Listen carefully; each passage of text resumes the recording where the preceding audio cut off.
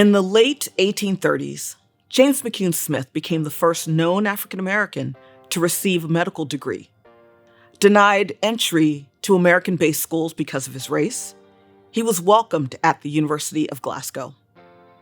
He became a doctor, intellectual, abolitionist, and a social justice advocate, putting the needs of his community before the advancement of his own career.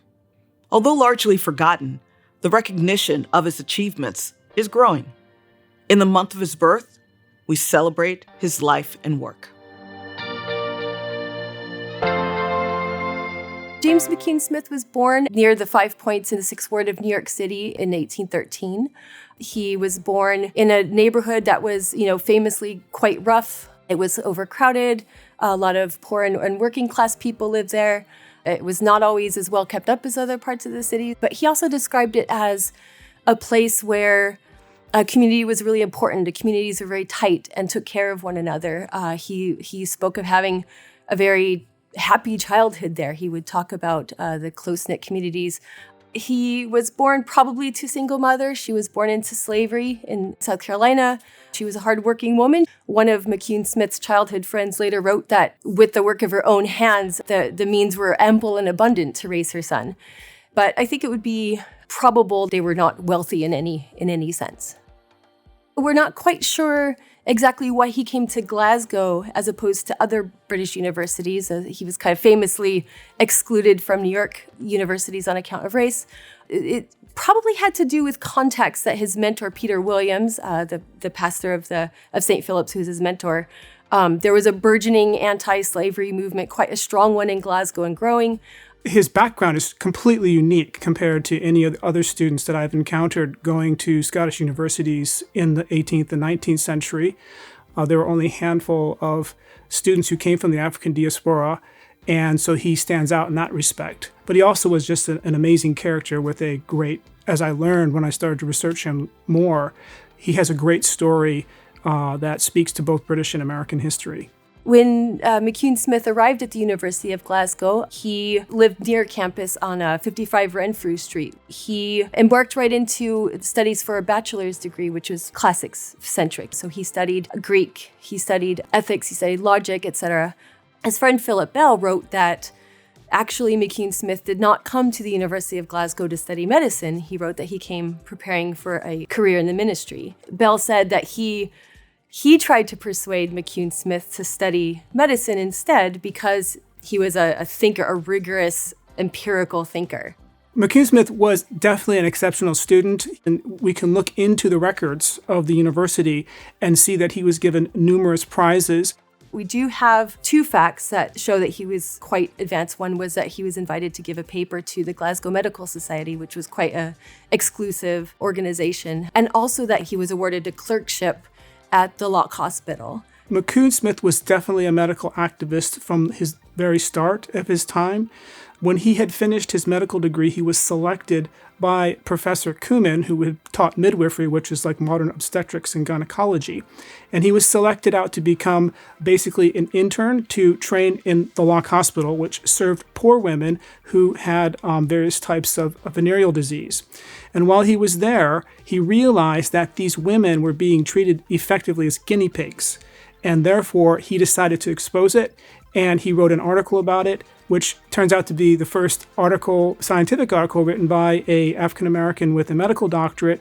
And he wrote this article to expose this unethical experimentation being done on these women. And this would have been a serious act of medical activism at the time. McCune Smith's approach to helping the disenfranchised women serves as an excellent example of the early efforts being made by Black physicians in the 19th century to question the ways that medical data in particular was being collected. McCune Smith used the actual records of the hospital to show how the patients were being mistreated. In doing so, he showed that the data being collected by the other doctors was in fact incorrect. And he realized through doing this that he could apply this method when he went back to the United States. And in the years when he went back, he realized that the American census, particularly the medical data, was incorrect. and was allowing effectively those with racist views to make interpretations of African American health that were not representative of what was actually happening.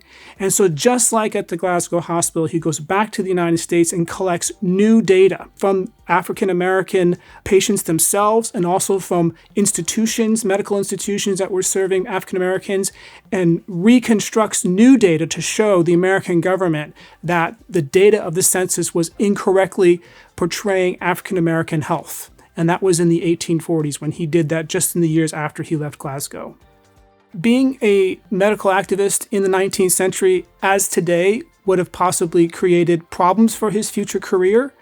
But those problems, I think, for him were not as important as exposing what had happened.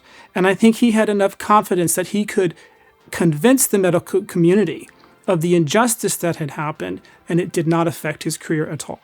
When it comes to particularly African-American history and the civil rights movement, he played a much more important role than I think in New York City than people know. When it comes to his influence on other people, such as Frederick Douglass, his influence was huge. In many respects, he was interested to show how being a doctor could be used in the service of different types of progressive arguments being made about public health, for instance, in New York City, about incorrect characterizations of African American intelligence that were being used by Southern white supremacists to effectively argue against African Americans voting. He was always a very strong connection between medicine and social justice for McCune Smith when he returned back to the United States. I think James McCune Smith should be remembered in Glasgow, particularly for the way in which he experienced Glasgow as a site of freedom. The very year he arrived, 500 out of its 800 students had just signed a petition to Parliament to end slavery in the British colonies.